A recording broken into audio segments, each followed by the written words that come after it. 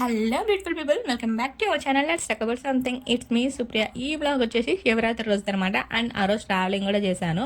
And fasting, నా travelling and దేవుడి దర్శనము మొత్తం కూడా మీతో ఎక్స్ప్లెయిన్ చేయబోతున్నాను. ఐ మీన్ ఎక్స్పీరియన్స్ మీతో షేర్ చేయబోతున్నాను.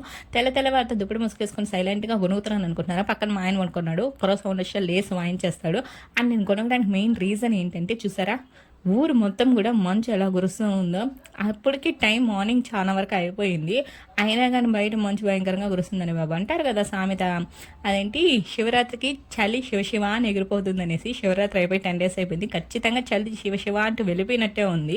మార్చి మంత్కి వచ్చే లోపల ఎండ ఎంత భయంకరంగా కురుస్తుంది. అప్పుడప్పుడే సూర్య భగవానుడు ఉదయిస్తున్నాడు అనమాట. ఆ రోజు మా క్రాంకీ పిల్లగాడు నిద్ర లేచింది మొదలు ఎందుకో ఈరోజు అస్సలు చెప్పిన మాట వినలేదు. మేమిద్దరం ఏం చేస్తున్నామని చెప్పేసి చింటుగాడు వచ్చి స్పై చేసేసి వెళ్తున్నాడు అనమాట. ఇన్వెస్టిలేటర్ అనమాట, ఎగ్జామ్ ఇన్వెస్టిలేటర్ లాగా. నేను బయటకు వచ్చింటే మా చింటూ వచ్చేసి చెక్ చేసేసి వెళ్తుంటాడు ఎక్కడికి వెళ్ళింది ఏమి అనేసి. వీడిని కాసేపు అటు తిప్పి ఇటు తిప్పి ఫోన్ చూపించి ఏడుపు అనిపించే లోపల అయిపోయింది. చూసారా అయ్యగారు బయటకు వెళ్ళాలని చెప్పేసి వాకింగ్ చేస్తున్నారు. వీడి కథలు మామూలు కథలు కాదులేండి.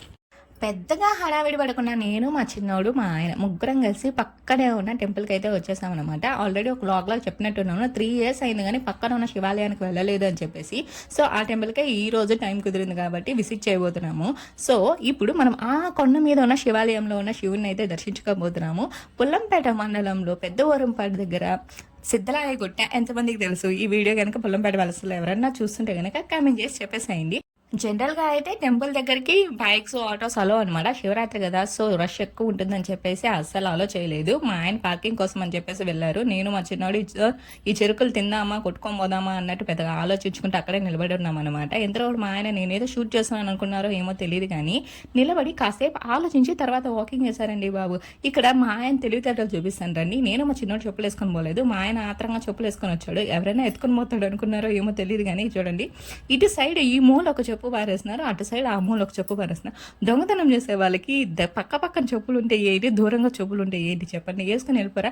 అని మీరు ఒకటి నమ్ముతారా? టెంపుల్స్లో చెప్పులు పోతే కనుక సగం శని వదిలిపోయింది అనేసి అంటారు కదా. అండ్ మేము దర్శనానికి వెళ్ళే లోపల శివ కళ్యాణం అయితే స్టార్ట్ అయిపోయింది. కళ్యాణ మండపం దగ్గర మొత్తం కిందకు చూపిస్తున్నారు అనమాట జనాభా. కనీసం దర్శనానికి కూడా ఆ వే నుంచే వెళ్ళేది. దర్శనానికి వెళ్ళేదానికి కూడా ప్లేస్ లేదు, అంతమంది కూర్చొని చూస్తూ ఉన్నారు. కనీసం 2 నిమిషాలన్నా నిలబడుకొని చూద్దాము కళ్యాణం అంటే వెనకాల ఉన్న వాళ్ళు ఒకటే పోరనమాట. పదండమ్మా ముందుకి అని చెప్పేసి. ఇక్కడ ఎక్కడికన్నా వెళ్ళండి, టెంపుల్కైనా కానీ ప్రశాంతంగా ఏమైనా చూద్దామంటే హరి బ్యాచ్ అనే ఒకరు ఉంటారనమాట. అలాంటి వాళ్ళంతా నాకే దొరుకుతూ ఉంటారు. ఏంటంటే పద పద పద పద పద అని తోలేటోళ్ళు అనమాట. ఆ దర్శనం చేసుకొని బయటకు వచ్చిన తర్వాత పై నుంచి వ్యూ పాయింట్ ఇది. దర్శనానికి పోకముందే మన పిల్లలు కానీ తీసుకొని వెళ్ళాం అనుకోండి, పక్కనే ఉన్న ట్రాక్టర్లు లేదా బొమ్మలు వీడి మీదకి వెళ్తారు. ఇంకా వాటి సముదాయించుకొని తీసుకొని వచ్చే లోపల అయిపోయింది. ఇంకా ఆయన గారికి ఆ ట్రాక్టర్ నచ్చింది అనమాట. మా ఆయన పేక్ కొనుక్కున్నాడు చిన్నపిల్లడు అయినట్టు. ఇంటికి వచ్చిన తర్వాత ఉన్న ట్రాక్టర్లు సరిపోవని చెప్పేసి చిన్నపిల్లడికి ట్రాక్టర్ తీస్తే పెద్ద పిల్లడు తోలుకుంటూ ఉన్నాడు. చిన్నపిల్లడికి అక్కడ ఒక ఫోన్ దొరికిందనమాట. ఆ ఫోన్ అటు ఇటు తిప్పించి ట్రాక్టర్ మోసి పక్కన పెట్టేసి ఫోన్ మోజులో పడినాడు. దాన్ని తిప్పించి మళ్ళీ వాయిగొట్టి దాని బ్యాటరీ అయిపోయి చేశాడు అనమాట ఆ రోజే. అండ్ మీకు ఇక్కడ ఇంకొక విషయం ఏంటంటే, టెంపుల్కి వెళ్ళినప్పుడు బొట్లు పెట్టుకున్నప్పుడు మేకప్ అవసరం లేదండి, న్యాచురల్ గ్లో అయితే భలే కనపడుతుంది కదా. నాకైతే భలే అనిపిస్తుంది. ఆ బొట్లలో మన మొహం కలగా ఉంటుంది. ఏంటి వెంటనే డ్రాస్టిక్ చేంజ్, డ్రెస్ మార్చేసాను అనుకుంటున్నారా? తిరుపతికి అయితే బయలుదేరిపోతున్నాం. I mean back to my work. Bike journey కాబట్టి డ్రెస్ కంఫర్టబుల్ కాబట్టి డ్రెస్తో షిఫ్ట్ అయిపోయినాను. తిరుపతిలోకి ఎంట్రీ అవ్వగానే డీమార్ట్కి ఎదురుగా ఉన్న వీకేసీ ప్రైడ్లోకి దూరినాడండి మా ఆయన. చెప్పులు పోయినాయి, నేను చెప్పులు తీసుకుంటాను అని చెప్పేసి దగ్గర 1.5 hours అక్కడే స్పెండ్ చేశారు ఒక జత చెప్పుల కోసం. చూసారా, ఒక చెప్పు పెట్టుకొని మాల్ మొత్తం తిరిగేశారనమాట. అంటే మా ఆయనకి ఏంటంటే ₹1 పెట్టినా కానీ అది 10 రోజులన్నా రావాలి కదా అని చెప్పేసి ఆలోచిస్తారు. ఆ మైండ్ సెట్ కరెక్టే. కాకపోతే ఎక్కువసేపు షాపింగ్ అంటే నేను పెద్దగా ఇంట్రెస్ట్ చూపిను. వెళ్ళినామా, క్వాలిటీ నచ్చిందా, అమౌంట్ మనకు సూటబుల్గా ఉందా లేదా, రీజనబుల్ అనిపించిందా తీసుకోవడమే రావడమే. మా ఆయన అట్లా కాదనమాట. రీజనబుల్తో పాటు దాంతోపాటు ఇంకోటి ఏదన్నా కంఫర్టబుల్గా ఉందనేసి చూస్తూ ఉంటారు. ఇప్పుడు ఆ చెప్పు నన్ను వేసుకొని చూడమన్నాడు. దాంట్లో సగం కూడా లేదండి నా కాలు. నన్ను వేసుకొని చూడమంటే ఏం చెప్తాను చెప్పండి. వేసుకునేది మా ఆయన కదా, నన్ను ఎందుకు వేసుకోమన్నాడే నాకు పెద్ద డౌట్లు వచ్చేసినాయి. లాస్ట్కి దాని గురించి ఎక్స్ప్లెనేషన్ చేసి ఒక చెత్త చెప్పుల్ని ఫైనలైజ్ చేసేసి తిరిగి ఇంటికి బయలుదేరేస్తాము. ఇంతలోపు నా ఫాస్టింగ్ కూడా వదలాల్సిన టైం కూడా అయిపోయింది. సూర్యుడు చూసారా అప్పుడప్పుడే అస్తమిస్తూ ఉన్నాడు. ఇంటికి వచ్చి రాగానే మా పప్పిగాడు వెల్కమ్ చెప్పేశాడు అనమాట.